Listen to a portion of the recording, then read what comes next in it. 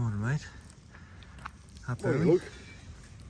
What is it, 5:30 or something?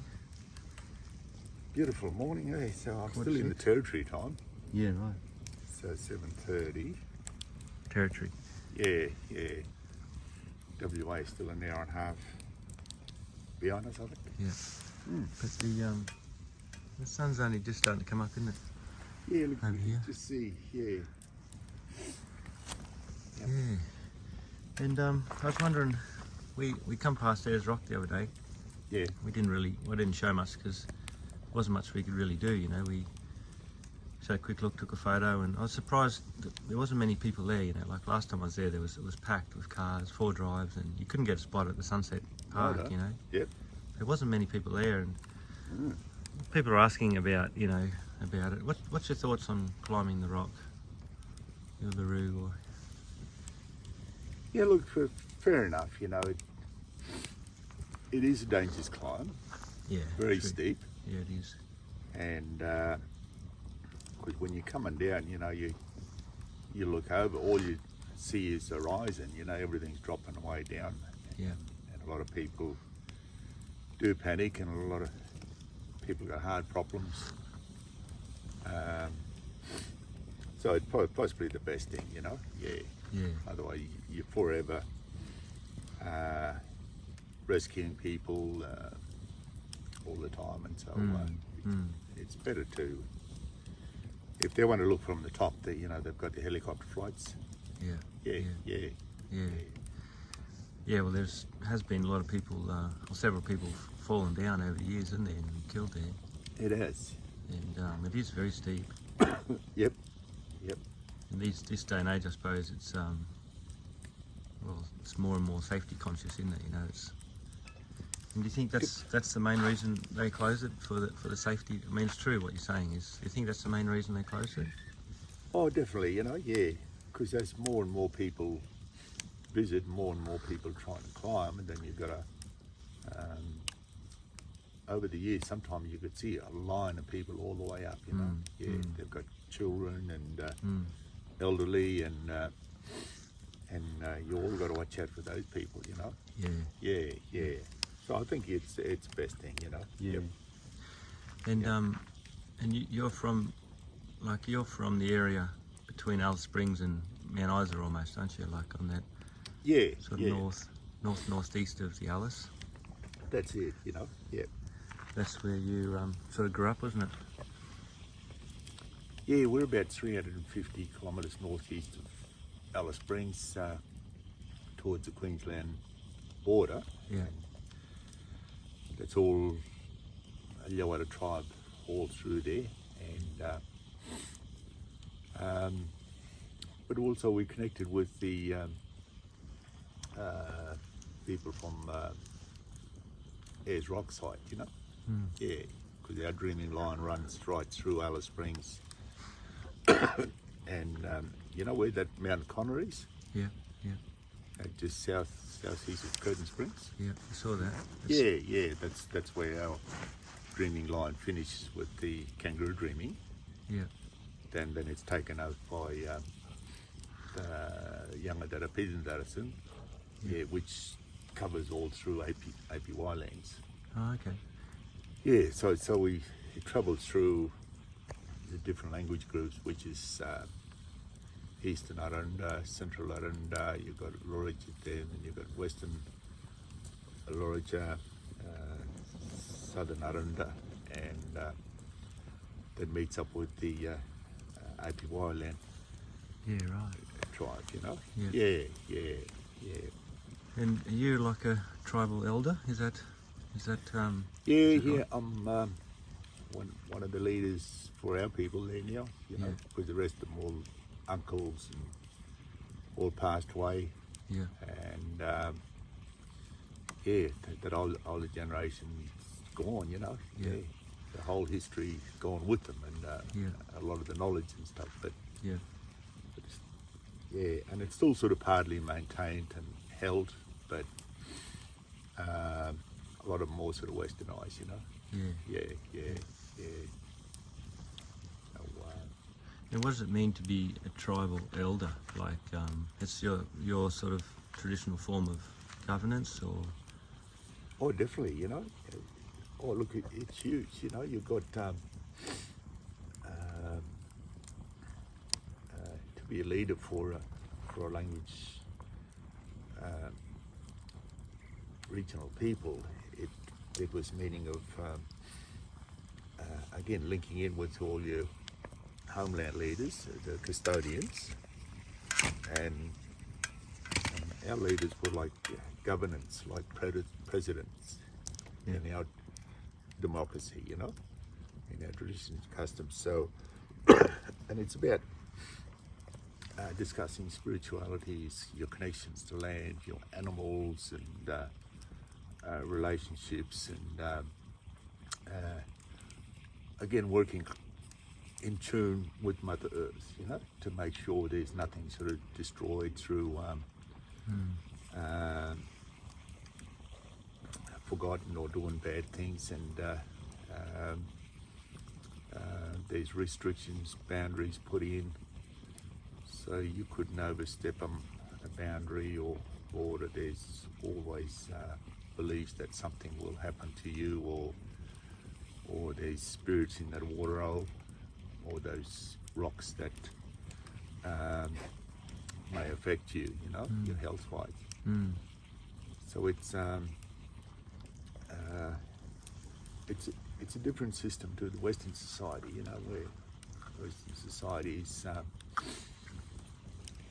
to put in borders and boundaries and fence it all off, where traditional way it's every border or boundary overlaps each other, you know? Yeah, right. Yeah, so there's a meeting place and a safe zone for tribes or that's travelling through to meet and I see. share. This boiling too, buddy. Good morning. It's boiling if you want to grab your coffee. So Brilliant, okay. and Yeah, well, the thing is too, with, you know, Indigenous and in those tribes all around the world too, like the older you are, the more sort of power you have, because that's when you gain wisdom, isn't it? The older you get. Whereas in the Western system, we don't do it like that, you know. no, But, you know, the older people have the wisdom and they understand how things are done, and I think that's one of the, you know, the powers of the Aboriginal culture is they utilise that, the knowledge of the older people, don't they? definitely. We You know, lose that in our society. yeah, and like in Western society, you seem to create all these aged care, pension places. Then you shun all your old people away, you know, away from the society, away from the family. Where with the Indigenous people, the families, the elders embrace back into it. So what happens is you've got a whole depth of knowledge that then they pass that on to the children, you know, the little kids. So the little kids learn from the old people that some of the stories, a lot of the stories. Then you've got the youngles in between, so as they reach a certain age and they sort of taught other things, go hunting and all that, you know, where Western society is just totally foreign, and it doesn't work for us, you know. Yeah. We should try to get in our society, you know, the elderly people in the nursing homes, you know, get them into the schools and read to the children, you know, and share their experiences in the kindergartens. What do you think? Oh, You know, look, like copy how you guys do it, you know. yeah, look, mentally, you know, to those old age pensioners, it's reawakening of the mind, you know, that and sharing that knowledge. It's like the canning stockroot, you know. It would be wonderful, you know, but the system is set up in such a way. It's a fast pace. You've got to be specialised. You've got to have your doctorates and diplomas, and which is not worth anything really, you know. Yeah, because our way we say that the teaching in school should be English, reading and writing, and math. And you develop your life skills around that, Yeah, not anything else. yeah. That's it, and that's the way I was brought up.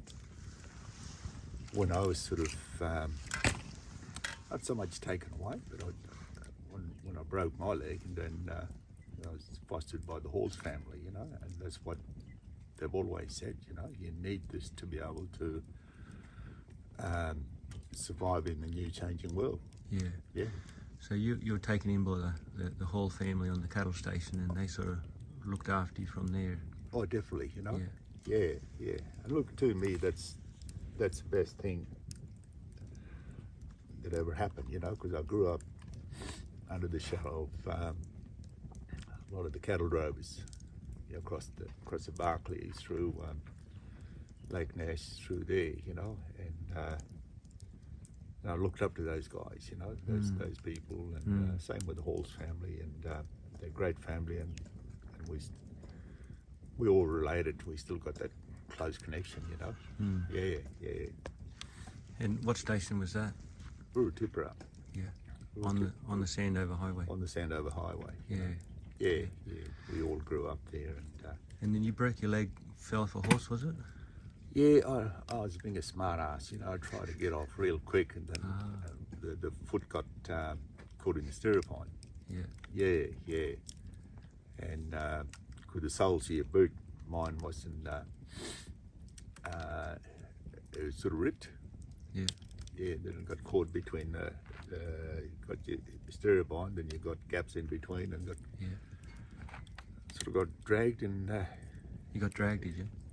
yeah, just part way, about 10, 20 metres, something like that. Just And- up. And snapped your leg, Yeah. broke it in half. Yeah. Yeah. And what happened then? They had to take you to town on the back of a tractor or something, was it, or on a trailer? Oh, look, it was something we had no vehicles, no radio contacts, no medical, nothing, you know. So it's just totally back in the 50s. Yeah. And so my stepfather, then he sort of carried me back on his back for about a kilometre to where our camp was. Yeah, then He carried you on his back. yeah, Yeah, right. because he had no way of sort of getting in touch with the other guys, and Yeah. all we had was old Ferguson tractor, Yeah.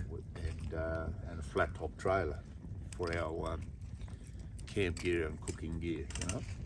And so we unloaded all that, just put me on this flat top trailer, and hooked up to the old Ferguson, and away we went, you know. How far did you have to go to town? Probably 70 k's. Yeah, right. It took us nearly bloody 2 days, you know. Yeah, And halfway they had to go back, and they left you there for a little while. yeah, they left me, or the driver, I'm not too sure who it was. No, it might have been old Frankie Burns. He died a few years ago now, and the guy from Halls Creek. And he said to me, Diggy, I'm going to have to leave you here, you know, it's just too rough. And because I was in and out of just whatever, you know, just moaning. The pain was intense, because 24 hours later, you know, it just, everything started sort of throb and that around the leg, and sort of said to him, yeah, okay, and I just went back to sleep, you know. And then the next minute I heard him turn up in the Land Rover. Oh, okay. And you were 12. Yeah, around about 12. Yeah. And how long they leave you for? A few hours or? Probably 4 or 5 hours. Yeah. And by the time they got back to the Land Rover, you know. Yeah. Yeah. And which? Then we got into Homestead, because we didn't. Then I stayed there in a camp in the shed with old Fred Rogers, one of the old guys. And every hour, every night, he had to sort of turn me over, because I couldn't turn over. My legs were strapped together, like Margaret Hall's, the lady who grew me up. And then she was a nurse, you know. So she gave me injection to numb the pain, kill the pain, and and then had to wait till the next day before we could drive another 80 k's to a place called Argadagada that had the airstrip. Oh, okay. Because we didn't have the airstrip at that time, you know. Yeah, right. And Yeah, then, yeah. So the flying doctor come pick you up. At Argadagada, yeah. And where did it take it to? Back to Alice, eh? Yeah, right. Alice Springs, yeah, yeah. Wow. And they used to call you Diggy. Was that your nickname? Yeah, oh, that's the name. Some people call me Richard, Yeah. Diggy, or Downsy, or whatever, you know. Yeah. Because it's Richard Downs, isn't it? Yeah, yeah. Yeah. Yeah, that's it. Yeah. Oh, very good, mate. Well, that's 15 minutes, and we might Okay, pull yeah. it there and chat again. That's great listening to that sort of stuff. So we might talk a bit more about that in the morning, tomorrow morning, eh? Yeah, definitely. We'll cover a lot of stuff on nature and all that too, you know, Yeah, from yeah. Indigenous and Western perspectives. Yeah. Yeah. And there's a few truckers coming on saying g'day too. Oh, The good. truck drivers, they're Yeah, putting yeah. comments in saying g'days and they're watching. So We'll cover Port Hedland and those places. Yeah. Tanamo Granites, about trucks Yeah. later down the track. Yeah. yeah, some good old truck stories. Yeah. All Keeping well, guys. Yep. Okay, thank you, mate. Sun's just coming up.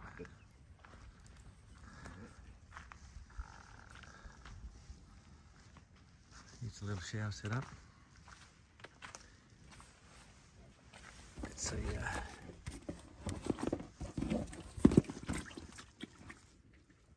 What's that say? 18 litre bucket, so we probably had 8 litres in there. That's a little companion. Yes. We've got this bag and cut some vent holes in it. But yeah, press a button. There's gas at the back. Instant hot. And how was the shower, Darren? Was it good? Really good. Yeah, really good. All right. Well, beautiful morning here on the Canning.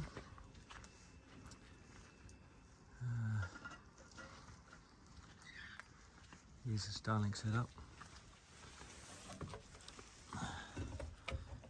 Let's sit there.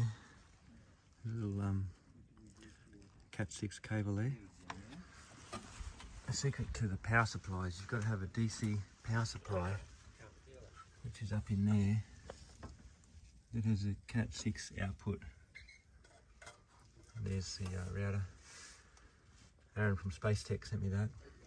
It's apparently a stronger router than the one that they send you. But that's it. There's a lot going on in there. Hey Richard, a few people have been asking about the tyres you're running. So, Tyres? yeah. What sort of tyres are they? They're Falcons. MT. But they're 265 65 17. yeah. They're a light truck tyre, are they? Good sidewall. Yeah, to me, they're good truck tyres, heavy sidewall, Yeah. and good lugs on them. Yeah. And so I run around 30 staying on here, especially with the stones, because a lot of your softer tyres will get bruised Yeah. if you run them too low. Yeah. On the sand, you can drop them down to 20, 25, you know, which is good. Yeah. But they're a good sidewall, they're heavy duty, and that's when a lot of people need to just sort of look at, okay, what do I want? 8, 6, 8, 12 ply, you know. Yeah. 12 Yeah. ply is good, 10 is good, Yeah. especially when you get on the good dirt tracks where you're high speed and then it's not building up heat. Yeah. Yeah, it stays cool. Well, you haven't had a flat tyre yet, and we've had 4 between us, me and Glenn. Touch wood. Not yet. Yep. Yeah. And you got a second spare up in there. Yeah, One I've got underneath. One underneath, that's it, you know. Yeah. Yeah. So that's it. And you do have a high lift, don't you? Yep, I Is do that a have a high high lift there. Yep. Yep. And a bottle jack, so I've got the 2 there. That's the main bit of gear you're using, your little stool. Oh, definitely, and I've got the main one here too. Oh yeah. Yeah, The stool and the quart pipe, that's about all you've been using, isn't it? that's it. That's it. Yeah. That's You all got you plenty need. of space in there. too? Heaps of space. Yeah. You know? Little Yep. 12-volt system running your fridge. That's it. Yep. And a hand cleaner there. All the Yeah. truckies that know it's a recharge. It's bloody Good stuff. good stuff. Gets everything off, you know. Yeah. But not a lot of weight there, so tyres handling it pretty well. Yeah. You know. Yeah. And you got your sand flag on. That's it. Yep. Sound flag on. And it should be all good, you know. Yeah. All right, mate. In for a good day today. Yeah, no, that's good, but it's good, yeah. So we rock and roll again. We should drop out of this high ridge, stony ridge, Yep. then back down into sort of sandy, open country a little bit, you know. Yeah. You'll swap and change, but this is worst part of the section, you know. Yeah. Yeah. All right, bro. All right, mate. Yep. How's your tyres going, Glennie? They're going good. No flats overnight? No flats overnight. You rate these good years? Great tyre actually. Yeah? Little round tyre. Doesn't get flat? Well, we've had 2 flats, but we've been pushing through some hard stuff, so as you expect. How's the load limit on your tent and your roof rack? 100 kilos on the roof rack. So awesome. Yeah, that's good, eh? We've got maxis, swag, spear tyre, solar panel. And you're in the behind the wheel today? I'm behind the wheels now. Brennan's co-pilot. All right, mate, on the road, eh?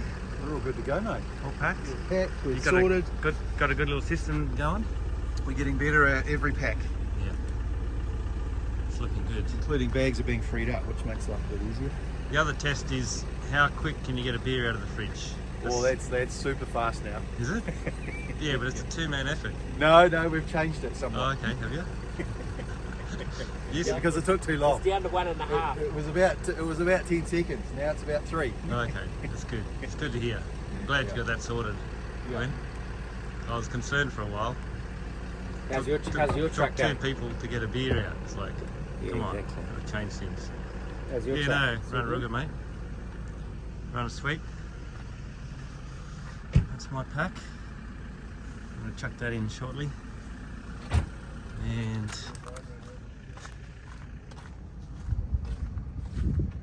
that's on this side. Fridge is going great.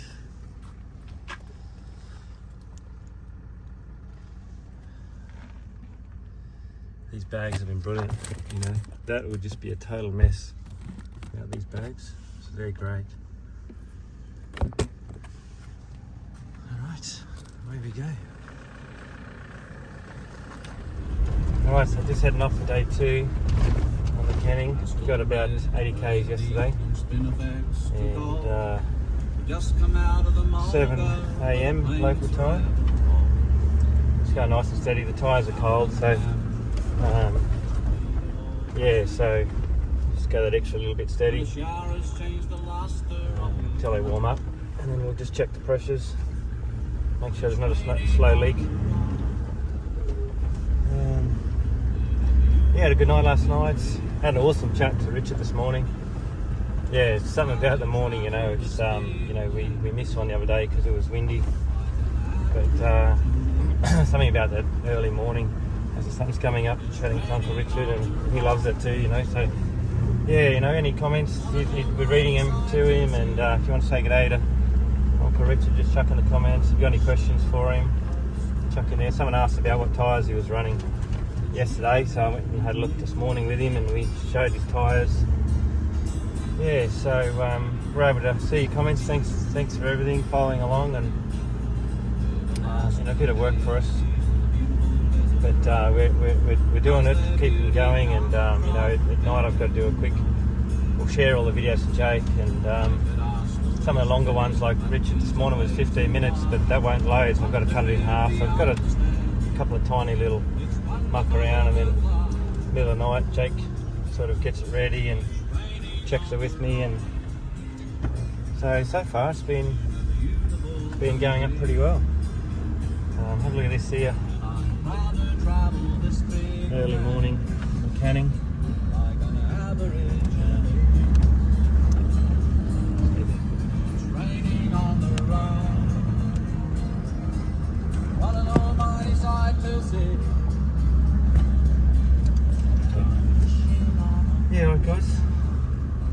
this morning. Still as tyres warm up. And we'll see what today brings. Yeah, we might just quick early morning story, just a quick one.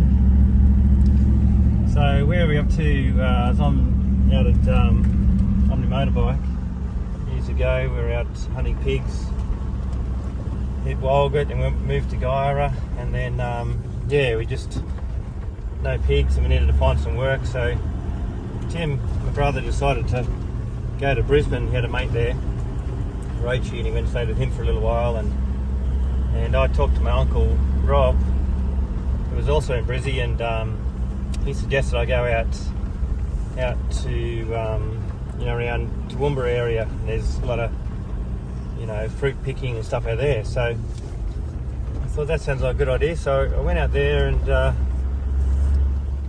I got to Warwick, and what do you do if you get to a new town and you're looking for a job? So I went to the Warwick pub. I walked in there, and there was 4 blokes standing at the bar,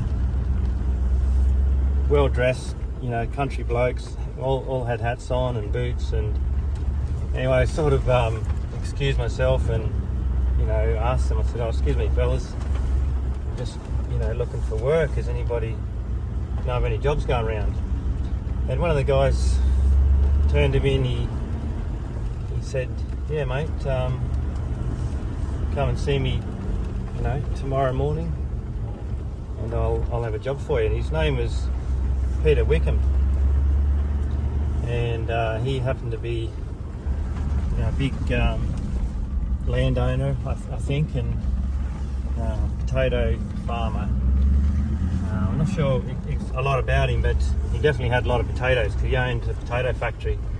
I think it was in Killarney or Wickham. Not Wickham, Warwick, sorry. Anyway, so I rocked up. I had to have somewhere to stay, so I found a little caravan park close by there. There's a little caravan park, and not far away was this huge waterfall. I can't remember what it was called, but massive waterfall. And I went to the caravan park there, and again at the time I had no cash at all. So I negotiated with the lady. She let me stay for free. I think it was $8 a night unpowered, but I literally didn't have any money. And I said to her, "Look, I've got a job with this Peter Wickham, and I'll fix you up once I get paid, So she said that's okay. And all I had was a little army hoochie, which is a green nylon tarp. And there wasn't many people in the caravan park, so what I did, there was like a park bench, with a table and seats, a wooden park bench. So what I did is I put my hoochie over the top of that, used that as a frame, and then I put my swag underneath. And that was perfect, I could crawl in the end, and because it was raining a little bit, and I had some shelter there, and so I was literally, for that week anyway, living under a park bench, Anyway, I rocked up for work next morning, and Peter had this big potato factory. Anyway, he got me up on this platform, and all the potatoes were coming along a conveyor belt, and it was my job to pick out any bad potatoes. So it's a pretty easy job, really. Just stood there and watched all these potatoes come past all day, and every now and then there'd be a bad one, a rotten one, or something wrong with it, and we just pull it out and throw it in another bin, and that was it. That was my job. And not having any money, didn't have a lot of food, so what I used to do is when a really nice looking potato come along, I used to grab it and I'd throw it in my pocket, and used to put 2 potatoes in both pockets basically, and I'd go home, and that's what I had, So I had boiled potato, had my little trangy stove, like we saw with Gary the other day. A lot of people, any hikers will know trangia. Had a little trangy stove, and so I'd boil up potato, and then a boiled potato, and then a mashed potato, and next day I'd grab another couple of potatoes. So hope Peter didn't mind pinching a couple of his spuds. But anyway, then it got to must have worked a week. I didn't work there long. It wasn't a full week. I think it was 4 days. I must have started on Tuesday, and then on the Thursday or Friday, I went and saw him walking through, and asked him if he could fix me up because I didn't have any cash, and so he did, and I was able to pay for the caravan park. Anyway, he said to me while he was giving me some money, he said, "We've got a rodeo on tomorrow morning or tomorrow night. Why don't you come along?"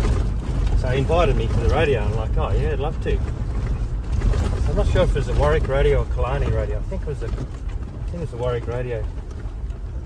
If I went there, I could remember it. It had a big, almost like a tennis court around the ring, like a big wire mesh. Anyway, so I went there, and it's a big rodeo, a lot of people around, and he saw me there as well. And I don't know, he's a very busy man. I'm sure he had a lot of employees, but he came up to me again and he said, "How you going, mate?" And I said, "Good." And he said, "Why don't you get on, have a ride?" I'm like, "What, on a bull?" He said, No, you can. Oh, no, that's right. He said, "Why don't you have a ride?" And I said, "Yeah, right." So it was $10. So I went up, and I had the money he'd given me the day before, and I went up to register, and they said, "What do you want to do?" I said, "Oh, I want to get on a bull." And they said, "Have you ridden before?" I said, No, I haven't been on a bull before. I said, "Well, you better get on a steer, mate." So I said, "All right, I'll get on a steer." So I got on the steer, and anyway, then I'd never been to a rodeo before, so they told me what to do, go behind the chutes, and then I didn't realise what happened, and they're all coming out very quick. You're supposed to get on there and get ready, and all of a sudden they called my name, and I'm just standing there, and the cowboys are like, "Come on, mate, get on." So I'm like, all right. So I went to jump on this steer, big steer too, and the guy's like, where's your bloody rope?" And I said, what do you need a rope for?" I didn't know. He's like, "You bloody idiot." And anyway, so he turned around and said, "Who's got a bloody rope?" And there I was sitting on this steer without even a rope. So they threw a rope around real quick, and it was holding the whole show up, and I must have looked like a bloody idiot to a lot of people. And anyway, they put a rope on for me, and they opened the gate, slapped his steer on the bum, and away he went, and took off. And I ended up, he ran pretty straight, didn't buck much. He ran straight to the fence and bucked me off on the fence. I remember falling down this mesh fence. And that was it. So that was my first rodeo. Did a few more after that in Julia Creek, and when I was up there ringing on Malungra, working on the cattle station, and I'll tell you more of that later. Yeah, so that was I could have stayed there and worked for Peter.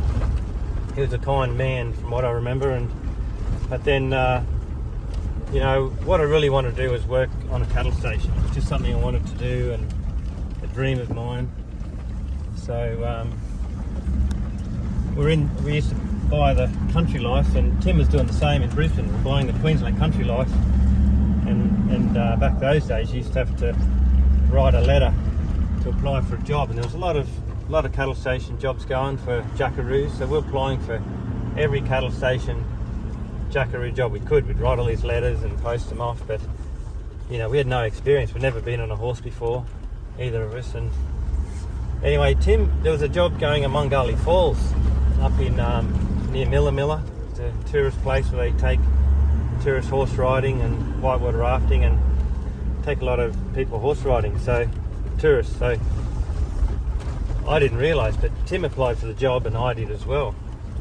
And anyway, Mick Trout, who come on the Cape trip of this last year. You would have seen him on the video Cape York trip. Mick saw these 2 applications come through from 2 brothers, you know, and both applications saying, you know, we'd had a ton of experience and grew up on a horse and, you know, been on stations and knew all about everything. And of course, neither of us had been on a horse in our life.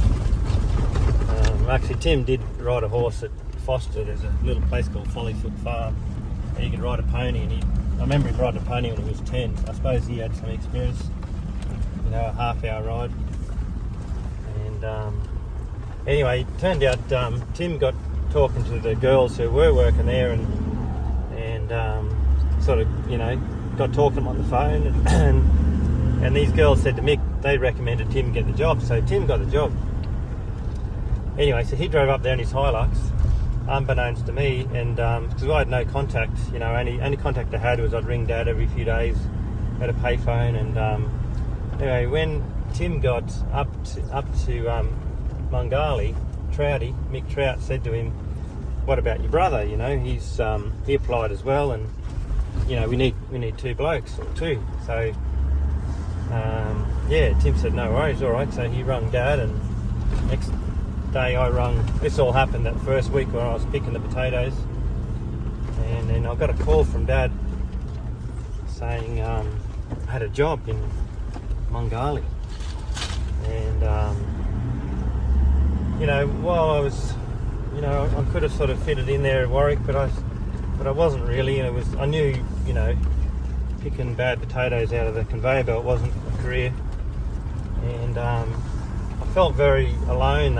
You know, I was wandering around a bit before then and camping in the bush and watching a lot of people. Went to the Toowoomba swimming pool once and seeing all the families. It was hot, and seeing all the families, you know, kids, and I was there on my own. You know, it felt like I wasn't fitting in anywhere, and I wasn't, you know, because I didn't have a job, and I knew I had all this energy. I had enormous energy, and I just wanted to really, you know, I was young and keen as hell, but, you know, where do you put your energy into if you don't have a start, you know? And, you know, when I got that call, it was incredible feeling, you know, that I had something to go to, you know. Anyway, but I was in Warwick, and Milla was a long way away, and I had a 250 motorbike and my swag on the back, and it's, I don't know, a couple of 1,000 kilometres. So anyway, I got on my bike, and I didn't see Peter before I left, unfortunately, but I sort of, it was the weekend, I think I might have took off on the Sunday, and I headed north, and I went into Brisbane, and I remember heading up the freeway in, you know, past not the Gold Coast, but I was on the freeway, and I was flying along in the middle lane, 3 lanes, and all of a sudden the revs it was full traffic, like it was peak hour traffic, might have been Sunday afternoon or something. Next thing, the revs on my bike shot up, the revs were screaming, and I didn't know what happened, and it turned out the chain snapped, and I was in the middle lane, and anyway, I managed to move to the inside medium strip on the freeway, and there I was with a broken chain, so I was like, bloody hell, what do I do now, you know? Anyway, well, that'll be enough for the moment. We'll continue that story a bit later on, maybe. Like scaly bark, but it's fallen off. See around the bottom left? Yeah. Looks like scaly bark tree. But it's the whole tree, right? Leaves It's are all part the of way that up. mulga tree, you know? Yeah, When you look at the leaves, so yeah. that's the mulga family, is it? These spiky leaves. I think so, you know? Yeah. We'll get some photos and Google it. Yeah. She's into all the plants and stuff, so Oh yeah, that'd be cool, eh? yeah. Send it to Sabine and she can look it up. Look it up, that's it, yep. What do you reckon, Sabine? And it's only certain pockets two-way, not all the way along. Hmm. Because I've seen them coming along there, so it's only certain areas Yeah. for some reason, so yeah. Grab my camera. little creek bed. And the LR's going good, mate? You reckon Yeah. it's the perfect truck for the canning? She's pretty cozy, comfy. Aircon, heated seats, automatic. Can't beat it. Yeah. Like And floating along on a pillow. what did Len Bedell drive when he was out here? Land Rover. Not a disco. No, it would have been a Defender, I reckon. An old, must have Yeah. been. Yeah. An old two-door, probably.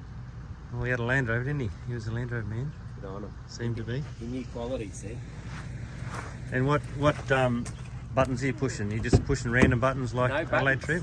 Haven't even changed any buttons. You're not on snow mode or anything? No. Just forward drive mode. Yeah. Now and again we see a bit of a rock where we've got holy shit mode, but other than that, nothing. Yeah, Brendan down the Adelaide Trip Beachport to Robe, and he was getting bogged on the beach because it's super soft, and Jen was pushing all the buttons like, try this one, try this one. Yeah. Yeah. Sand and descent and everything. Yeah. What's this rock mode like? No good. No good in the sand. Yeah. Classic. Yeah. Got some drifter bags, mate. Got a few in the back. That's good. Right.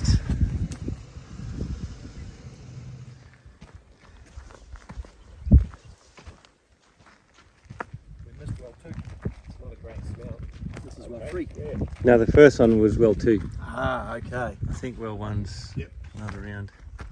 Jeez, look at that. Yeah. That would have been hard work, Richard. Oh, bloody hose, buddy. Imagine you used that bucket. How many buckets would you need to feed to water 800 cattle? Oh, I don't know, like, you know. Gee, Yeah. look at the old trough there. Yeah.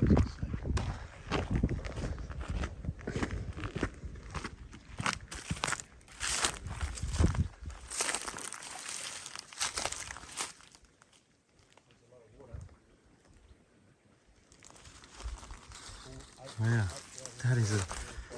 Imagine if you're on that windlass and your mate on the other end's getting tired and he's not pulling his weight. Yeah, absolutely. Be a challenge, Be wouldn't it? like, go on, bro. But looking at the length of the strop, it's not that deep. Holds 8,000 gallons and has a full rate of 130 gallons per hour. This trough. Yeah? Well, so. Yeah. Well, 3. That's it, yep. Alright, we're taking a little diversion. So, yeah, this is a road. It just got marked back there. You know, do not enter, private property, wrong way, go back. But we met our mate Pete at the service station and he invited us down to... Richard just bumped into him, you know, and started saying good day. And yeah, Pete's the station owner, invited us down to his station. We were trying to get there last night, but we didn't make it. And so it's 10 k's down here apparently, and we'll catch up with him if he's there. And he said this is a haul road, it's a very good road, so there must be some mining or gas or something in here, so they put a haul road in, which is a pretty good road. So this is not, have a look, this is not Canning Stock route, it's a little diversion. It's called Bridle Face Road.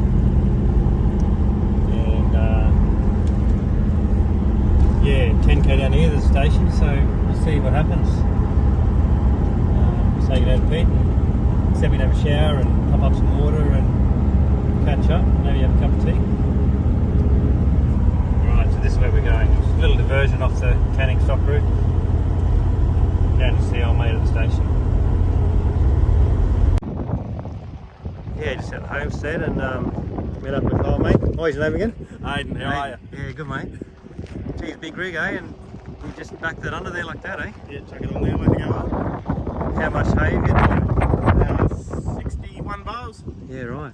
Should keep it going for a little while. And you're down the other side of Kalgoorlie, eh? Yeah, yep, Southern Cross. Yeah, wow. Yeah, nice. And you just strap that down and away you go, eh? Keep on turning that way, she'll go over. And you've been following the trip, eh? On Instagram? Yeah, follow you on Instagram, yeah. That's cool. Fancy meeting way out here in the middle of nowhere. Yeah, that's it, yeah. Show us, Glennie. Show us your little towel setup. Penguin. I'm sure it's been. Yeah, is that ironed? I reckon it's ironed. Yeah. This is what I need to show you. Look, How do you like your check that Drifta out. bag? Yeah, Yeah. Everything is full. Yeah. Look check at that out. Yeah. Yeah, Nice and neat, mate. I am ready to get these flies off me. Oh, they won't go away if you have a wash.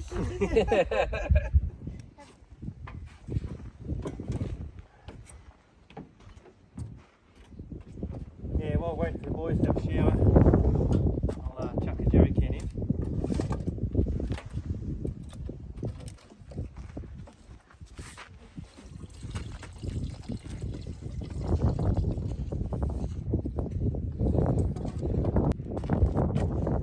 Righto, well we've done 130 k's since Wiluna, and I thought I'd chuck a jerry in. It's only taken 18 litres, so there you go. We've been doing 18, 19 the whole way here, and up the track we're just idling really. We're doing about 1500 reps, and we're doing I think that's about 13.8 litres per 100, so gives you an idea of, a few people have been asking how much fuel you're using on the track. It's dropped right down, you know. We thought we might, with the heavy sand, using more fuel, but we're using a lot less than we were on the road. So yeah, anyway, yeah, around a bit under 14 litres per 100, not bad. I'll just have a look.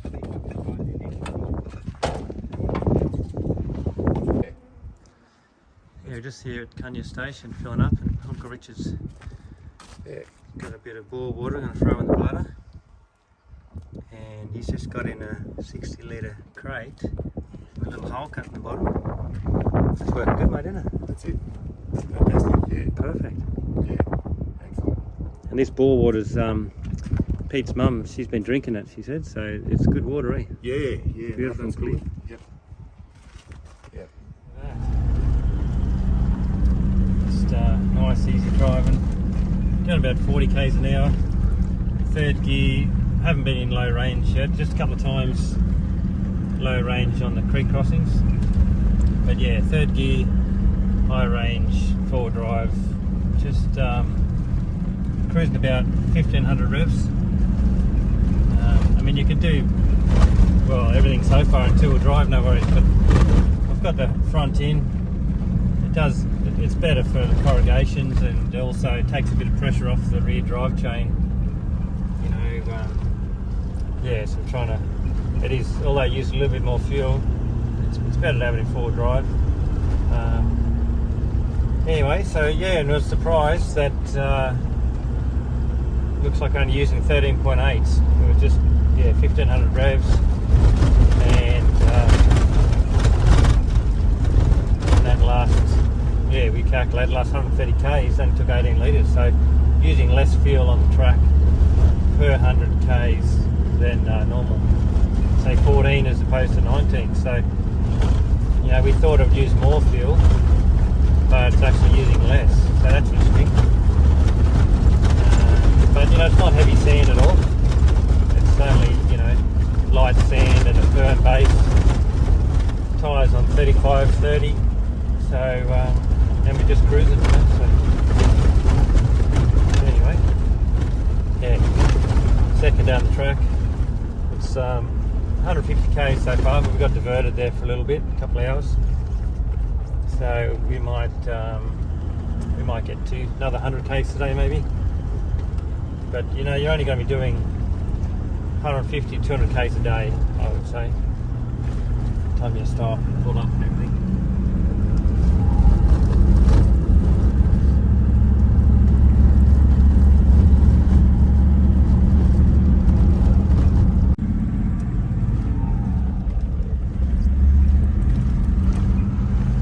Yeah, a lot of people have been asking about the HEMA, or what nav system we're running in. Yeah, that's the HX2. It's a new one, you know, where it's touchscreen, so it's very good. I mean, that for me is the Bible, you know, you need that. Like I was saying, I carried a spare one, and turned out, yeah, the lead is, we had a problem, but I think what it was is I had it plugged into a phone charger down here, and it's a 3 amp charger. And I think it was, I don't know how much, there's a SIG plug comes with the HEMA, and because I was plugged in here, but that plug was just not working real well, it seemed to be turning off, so I plugged it into here, and I think it was too much charge for the cable. And it took a few days, but the cable suddenly became hot, and then blew up basically. So that's an indication that 3 amps is too much for it. So I'll get in touch with HEMA later and ask him. But I bet you this little SIG plug comes with it, and luckily I brought that. Is 1.5, maybe 2, or might only be an amp. So I think that's an important point. A lot of the chargers these days,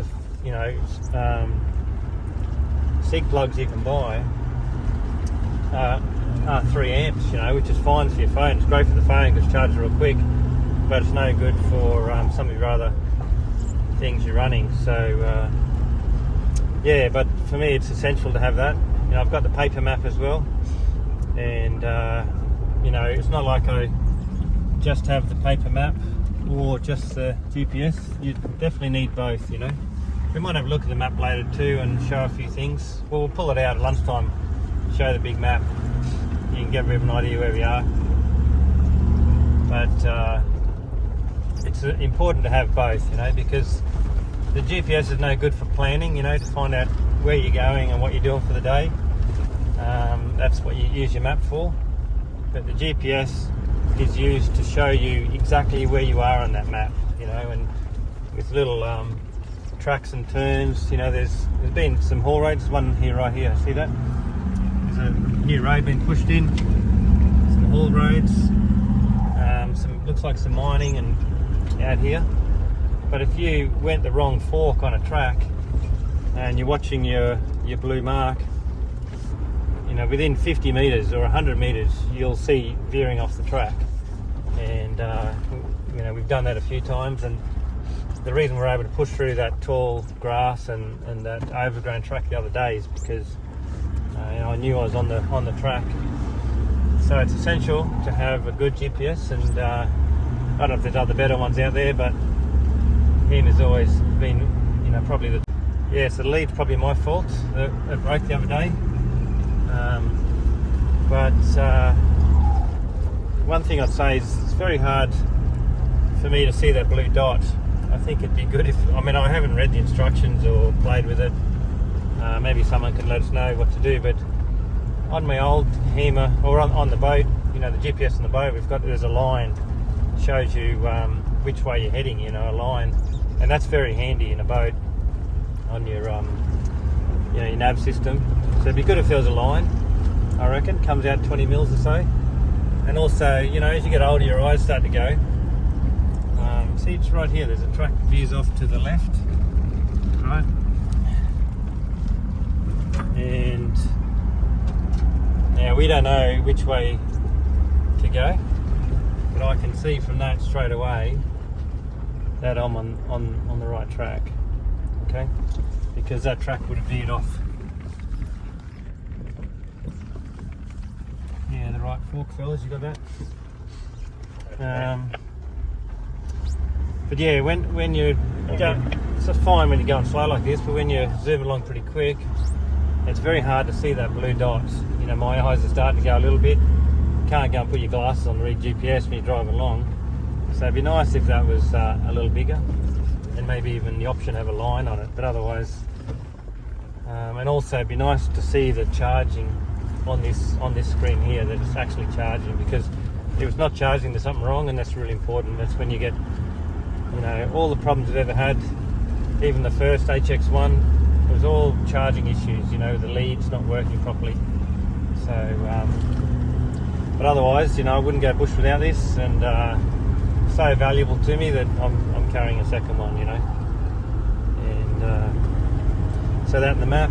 And young fellas these days, they haven't grown up with maps. Where when I was in the army, we learnt how to traverse across ground with maps, with a compass, and that's a bit of a skill we were taught. So I'm comfortable with maps. But a lot of young fellas, like, you know, Kaido, they haven't grown up with maps, they've grown up with a phone.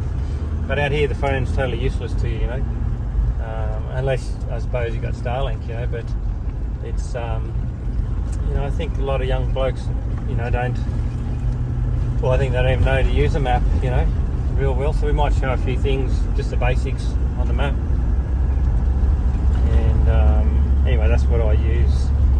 People have been asking about the lights on the dash too a lot. I don't know why. Well, the orange lights are just ABS. Somehow the fuse broke or something before I left and didn't get a chance to fix it. I was supposed to go to the mechanic and he was going to put a new something in, but I didn't have time, and as far as I was concerned, the ABS doesn't need to work. It's a pain in the ass anyway. Forward driving, you always got to switch it off. There is a switch down here. This is a low range crossing. So that's one of the lights, is just the ABS not working, which is fine. And the other lights come on, which is red, you know, a red light with looks like a brake symbol. I've had the brakes all redone before we come here. We broke down on the way back to Orange a little while back. Kaido managed to put some new pads in, and so the brakes are working brilliant. They're working really well. But I don't know what that. I meant to ask Kaido, which I will later. I'll give him a ring later when we pull up for lunch and ask him what that symbol means. But nothing's come up on the scan gauge. The scan gauge is brilliant to have that. So I looked at the scan gauge. There was no codes, no faults. So yeah, you know, I don't know what it is, but not much I can do about it. Hopefully it's under the brakes, which means it's not really a big issue. The brakes are working fine. I think it come on when I went through a creek, and maybe it's a wire come off or a sensor. Otherwise I'm not sure. Alright, just a few little tips there. Thanks guys. Glenn? Is that Glenn? Oh yeah. How do you eat, mate? Or how do you have a sip of your beer? Here. Why don't you show me how you do it? Look, what I do is put it up there. Yeah, but a fly just got in. Oh! Hey, what do you do? Fly gets in there. Mate, there's that many flies here today. I've upgraded. It's good, but you can't eat or drink. So what's the point of it?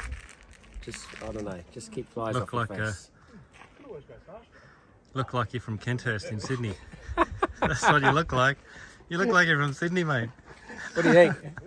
Can you tell it's me? Is it really glue under there? Yeah, I'm not sure. There is a lot of flies. Richard lost his flag, so we've used the cover off my flag, which is pretty handy.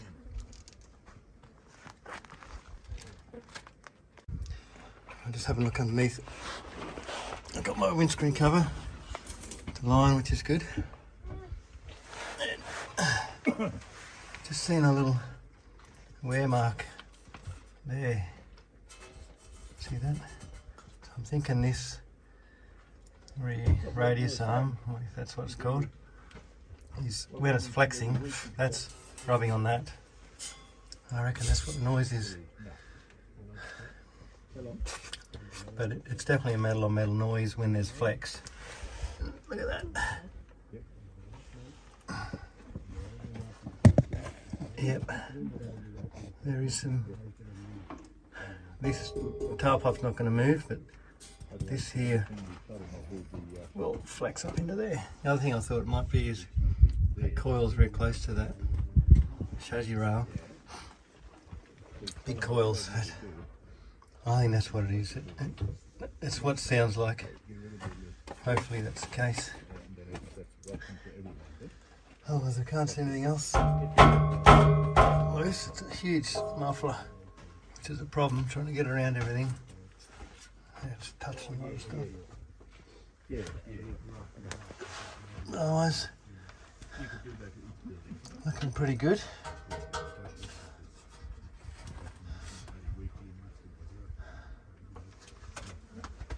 Alright, let's see if I can Well, just keep that in mind anyway. Alright. That's my little windscreen mat. And yeah, that's canvas both sides and foil insulation in the middle. So that's the windscreen cover. Goes up there. So you can tuck these into the doors. That's what it's for, but it's also a really nice mat. You know, I should have had it out when I changed the tyre the other day. Just roll him up. So we do these for all vehicles.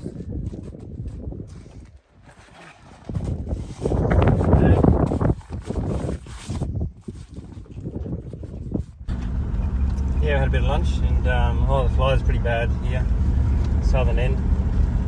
But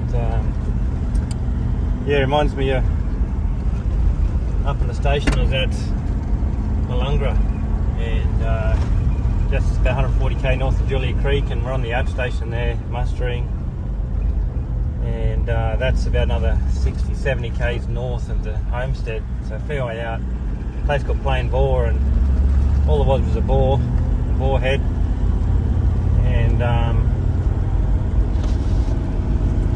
yeah, so we were there for about a month mustering, and they used to set up a big canvas tarp with a couple of timber poles, and that was our quarters, and we just all used to, it was about a dozen cowboys or ringers, we all used to throw our swags underneath the tarp, just on the ground, and camp cook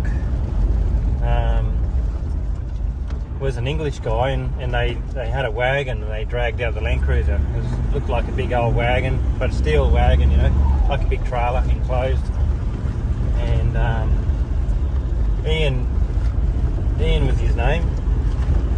He's from England, and yeah, he was a cook, and he was very white skinned and same as me. Good fella, you know. Me and Dutchie were there at the time, and we got friends with him, and oh yeah, so Plain Boar was just yeah, this caravan thing towed behind the truck. There's a fireplace with a couple of bits of iron to shelter the wind, and a tarp over the trees. That was the camp, you know, and we were there for a month. Anyway, so there's no power or water or anything. You know, there's water just from the bore, but the bore used to come out really hot, like you couldn't touch it. And anyway, we just used to have the fires with Gidgee, you know, it was Gidgee country, and I remember such a beautiful burning timber, you know, he'd have the fire going all day cooking, and you know, when we left it was just this small pile of white ash, you know, it just used to burn to nothing. And there's a head stockman there, was a bloke called Ronnie Wall, and he's became quite well known, you know, in outback Queensland. He was an amazing horseman, one of the best horsemen around up north at the time anyway, and he's only just passed away recently, sadly. But Ronnie was our head stockman, and he was a tough man, he was a tough boss, only a little fella, but you know, he had a hard job too. A lot of young people working for him, very green, myself, and a lot of kids out of ag college, so he has to teach them all, you know. And anyway, Ian, the camp cook, it was the Gidgee bugs were around, and as soon as you turn the lights on at night, you know, the Gidgee bugs would just be everywhere, like the flies, you know, they'd just be all through everything. And so I remember Ian, he used to have to cook with one of those little old style torches, and he'd hang it under his chin, tuck it in under his chin like this, just on low, you know, and really small, low sort of light come out of it. And yeah, he'd have to cook with his torch tucked under his chin, because if he had any light, the tucker would get just full of Gidgee beetles. And you know, anyway, we'd get served up in the dark, and we'd have to just all sit out on our own, away from the firelight even. And because the Gidgee bugs back then, at that time of year, were just incredible, you know, they were just everywhere, they were piled up, and they were like a mini Christmas beetle, you know. And we'd out there sitting in the dark on our own, trying to get away from any light from the fire, eating our tucker out of a little tin pan, and every now and then you'd just get a crunch, you know, which was a Gidgee bug in your stew, mostly the stew and things like that. So you have to spit that mouthful out and then have another go. But you know, you always get a few gidgy bugs in your tucker. And yeah, actually I bought a saddle off Ronnie Wall, and it was $900, and I was getting $250 a week at that stage. You know, when mustering was on, you'd work every day. The only time you got a day off was when the radio was on, and $250 a week, and the saddle was $900. Anyway, Ian was a pretty big guy, and the saddle was a small saddle because Ronnie is only a small fella, and it fitted me perfectly. I've still got it today. I'll show you when I get back. It's an Alan Ruddick saddle, and anyway, I had this big old saddle, and it was a bit big for me really, and Ian was borrowing Ronnie Wall's saddle, the one that I bought, but I had to pay him off over a few months, you know, so I hadn't paid for it yet. I'd paid for half of it. I was paying it off. Anyway, and there was Ian, you know, in this tiny little saddle. He couldn't fit in it, so I thought it'd be a good idea if we swapped saddles. You know, I gave him my big one, and I'd take the little one that I'd bought, even though I hadn't paid for it yet. And anyway, one afternoon, Ron saw me riding in his little saddle, and oh, he got so pissed off at me. He said, "What the hell are you doing? You haven't paid for that yet. You know, you're not allowed to use it till you've paid for it." So he made me give it back to him. We had to swap saddles again, you know, for another month or so. Anyway, so I was pretty envious of Ian riding around in my saddle, and anyway, I eventually paid it off, and I've still got it today. So yeah, amazing horseman, Ron. He could just do anything with a horse. He could, out in the bush, he'd lay him down, he'd sit on him, he'd do everything. And yeah, another time we always used to have dinner, and what the boys would do is they'd run the bath, just a big old steel horse trough, about lunchtime, fill it up, you know, and then by dinner it'd be cool enough to sit in for a bath, you know, we'd all have a bath.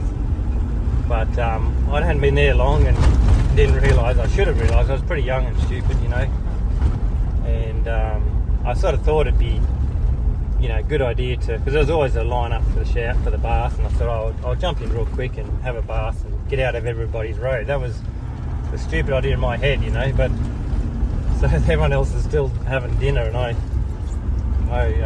ducked out and thought I'd have a quick bath first, not realising, of course, that the first bath is reserved for the head stockman, which was Ronnie and his wife, you know, and had a little kid too, a little 1-year-old boy, and he was just, remember that little timber crib there in the dust, and so anyway, I jumped in the bath, dumbest thing ever done, and Ronnie yelled out, he said, "Did you run that effing bath?" I'm like, shit, you know. I said, "No." He said, "Well, if you didn't run it, don't effing get in it." Anyway, so he didn't sort of say it's mine, I'm the head stockman and I've got first rights to the bath, but he made it very clear that he wasn't happy with me, so I jumped out real quick, and from then on I was always made sure I was the last one in the bath, you know. And dumb, eh, like feeding them. But that's it, young fellas, you're just stupid, you know, you just don't realise things. And that's why, like Richard said, he said that, you know, like school is about reading, writing, maths and English, and that's it. Everything else you learn on the way. That's all you need to know. None of this bullshit that goes on now. It has gone on for a while, but it's getting bad. It's you know, if I'd Kaido again now, I wouldn't put him through public school, infant school, or high school. I would not let him go through school today. Unfortunately, it's pretty sad. But that's the way it's at. Anyway, so but Richard's right. You know, maths and English and the rest you learn on the way, and you learn from uncles, as Richard puts it, or blokes like Ronnie Wall. You know, and he's definitely a man. Taught me a few lessons. Anyway, just brought back a few station memories. What you see here looks a lot like Malunga, really. You know, the red soil, the red sand, and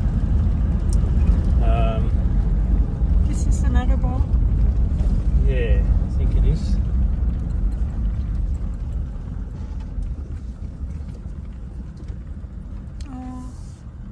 Maybe not. Let's see, maybe not. I remember one time going out, we had to put a new gate in, and we bit. New gate. Just going straight through, fellas. You guys can see us. A new gate. We just had to move the gate for some reason, and so the cattle have been going through this gate, you know, for a long time. And it was dirt like this. It was so packed hard. There was 3 of us, and we had to dig half dozen holes, but we dug 1 hole each the whole day, you know. It was so hard. We had to chip away the crowbar, chipping away, and we literally, it's a strainer post, like a big hole, you know, 3 foot deep or 2.5 foot deep, and 400 mils round, but all day to dig 1 hole is what it took us. And geez. Anyway, a couple of stories remind me from Malunga back in the day when I was a young fella. All right, thanks guys.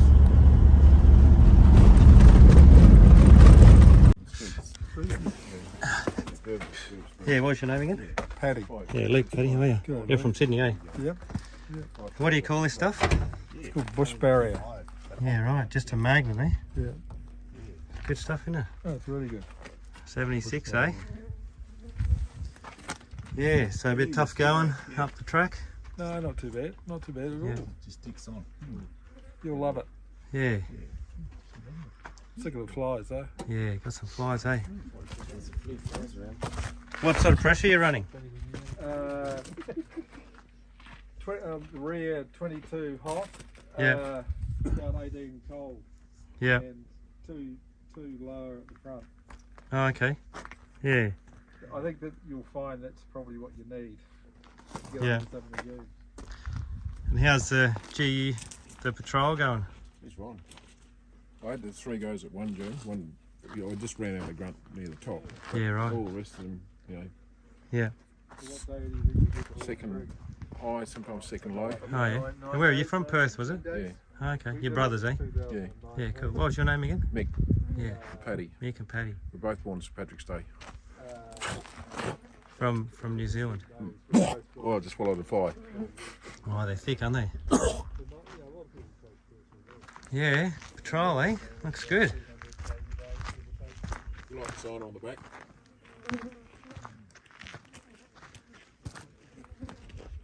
I'm Rock and Nate. Russ and Auntie. Ross and He Auntie. was Don Quixote's horse and Monsignor Quixote's car in Graham Greene's book, Monsignor Quixote. Oh, okay. Yeah, So I right. might be tempting fate putting that on, but Yeah, right. Ah. So how long you been out in Australia for? it's 1977. Oh, yeah. It's a fair while. Oh, good to catch up, eh?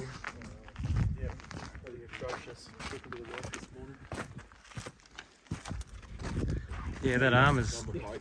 We didn't lose it, we got it just before it fell off. Oh, okay.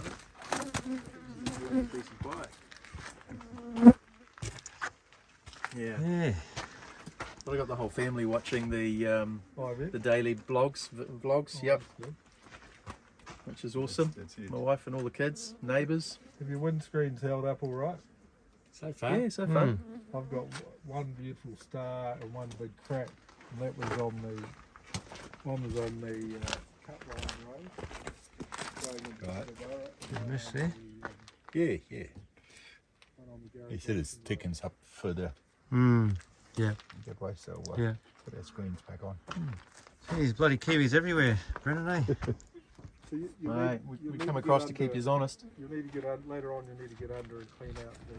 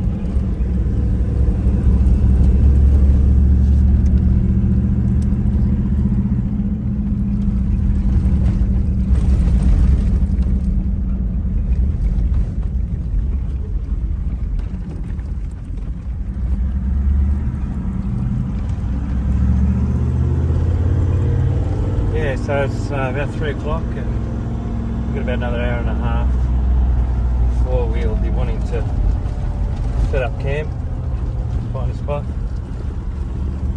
They're just opening up here a little bit, which is nice. It's been very rocky back there and creek crossings, very slow. But opening up here a little bit.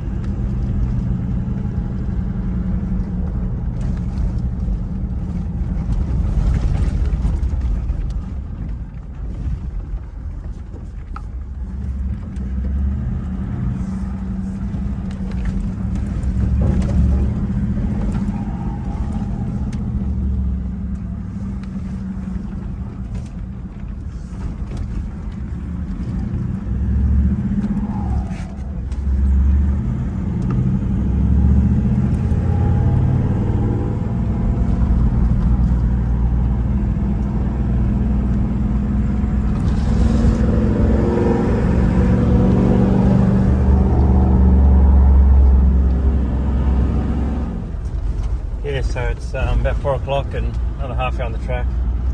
We're looking for a camp. Something like this in here would be perfect, you know. Some bit flat. Some people said there's not much firewood on the track, but you know, there's 100 million tonnes of firewood out here. Just not around the bores where everybody camps, I suppose. But anyway, there's yeah, doing these live, you know, daily updates. I think I mentioned it to start with, but yeah, we couldn't do this without Jake over in Czech Republic. So every night I'm just basically picking out the videos and sending them all to Jake and sharing them on Starlink, and because Jake's over at his north of Prague, right up on the Polish border in Czech Republic, and Jake's been working for me about 8 years now, and he's a massive part of Drifta.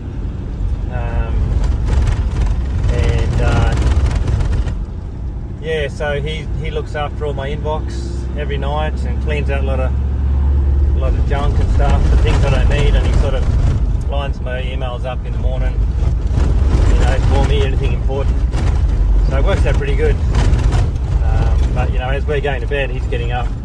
So we couldn't do this without Jake, really, because he spends, I mean, he's flat out too.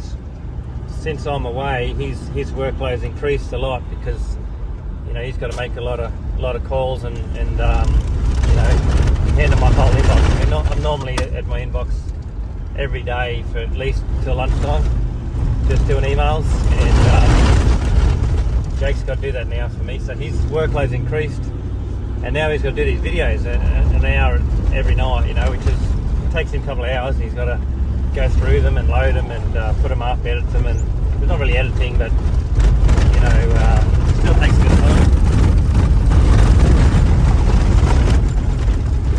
So yeah, you know, very lucky we got Jake. He's got 3 little kids and his wife Petra, and so these little kids keep him busy. And yeah, it's just great that we can do that. He's coming back over hopefully in September. Back over here, he spent several years here working for us, but at the moment he's over there. So anyway, if you get onto our website, drifta.com.au, and live messenger comes up, that's Jake. You can say good day to him and thank him for his hard work, you know, because it's only because of Jake that we can do all this. Anyway, so thanks old mate, Big Jake, and we'll try to find a spot to camp pretty soon. 4:30 seems to be about a good time. Flies don't drop till about sundown, which is about 5, a bit after 5. And you want to be setting up camp with a bit of light. It's good just to get that beautiful, you know, a bit of that golden hour as well. You know, take some photos and that sort of thing. So it's the nicest part of the evening, so you don't want to be really driving and miss that, you know, if you can help it. Anyway, track's much the same. It's nothing difficult about it. It's just long, you know. That's all it is. A lot of twists and turns and creek crossings and up and down, but yeah, it's just long, you know. We've only done 220 k's, 230 k's, and we were 220, and we were driving 4 hours yesterday and all day today. 220 k's. Let's see. I think we got to turn right here. Need to cut that. That's a big chunk of it. Yeah, they're good pieces there for the cut. Yeah. Oh yeah. Yeah. Get some of those. Yep. Bit of gidgee, is it? Yeah, did you? Yep. That's gidgee there, is it? The one laying down. Yeah. That's Gidgee. Yeah, right. And then this one here. Solid hardwood. Yeah. Burn all night.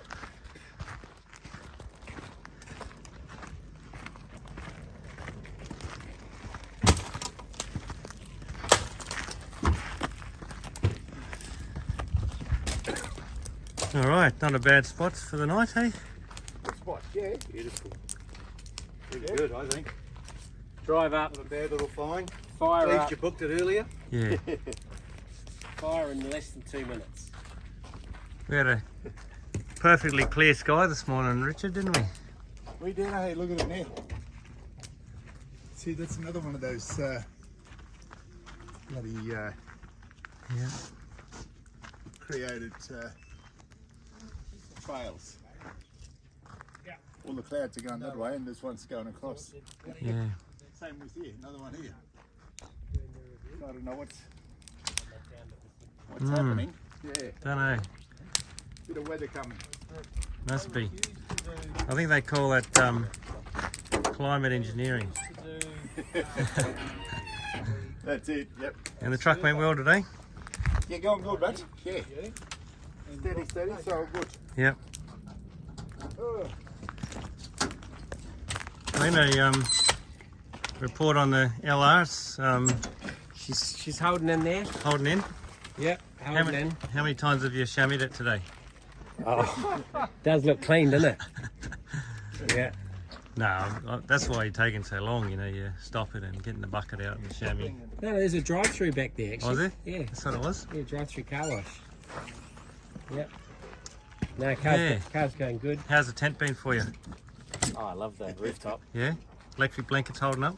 Literally blanket. Jeez, imagine if that broke down, eh? Oh, What would you do? Absolutely terrible. You have to get your soldering on now, eh? Get your test kit out, Yeah, soldering on. yeah. How's your... Oh, yeah, you haven't got electric blanket. Sorry, mate. There's no electric blanket in the swag. Don't need one, do you? Don't need one, mate. No, you're a tough No, Kiwi. This part of the Kiwi duo is actually quite tough. Yeah. Unlike our That's what happens. That's what living in Kenthurst does to you after 10, 15 years, you know? Mate, I'm tough. As soon as I get into bed, the electric blanket's already warm. When Glenn first got to Australia, he was like that. Now he's like that. guys like that. Alright, we've got a good fire. Richard's getting his gear out. Darren, he's putting the drone up, I think. Anyway, 79's going good.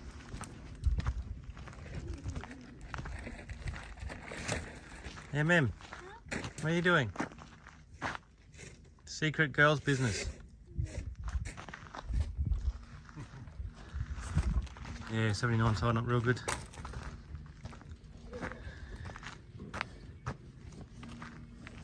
A lot of scratches. We haven't even got to the overgrown section yet. Yeah. Dan Gibson, how do you reckon your disco would go? You end up looking like that.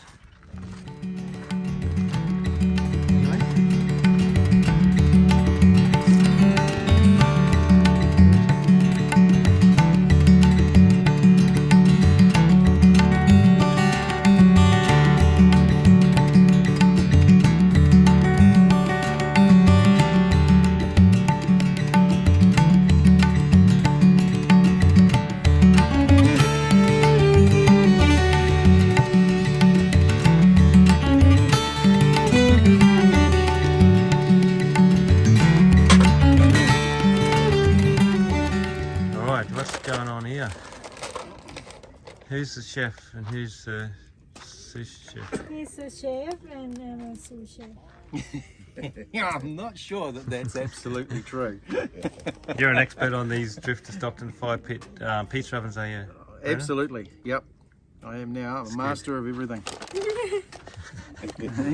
Wow, look at that. Especially with the grated This cheese is our cheese, isn't it? and perfect pizza cheese, no less. Make sure that goes back in our fridge. I'm sure it was the exact thing I had in my hands. Wow, got the ingredients out. How goes that, Richard? Looks nice, eh? Yeah, I Didn't get that on stock camp days, I don't think. no. Bit of sausage. And Darren's got a little one over here. And the Yep. Kai made us a little the Drifta pizza board. They got the cutter and the spade new. Anyway, so let's have a look in here. Yes, the new ones, we're just burning it in. 200. Alright, this is going to be good. Not bad. Pizza out in the... Can't say pizza in the bush, it's pizza in the desert. Which desert are we in? Great Sandy, Little Sandy, Big Giver, Little Giver. One of those. Beautiful. Show everyone the moon and the star. Oh, look at that.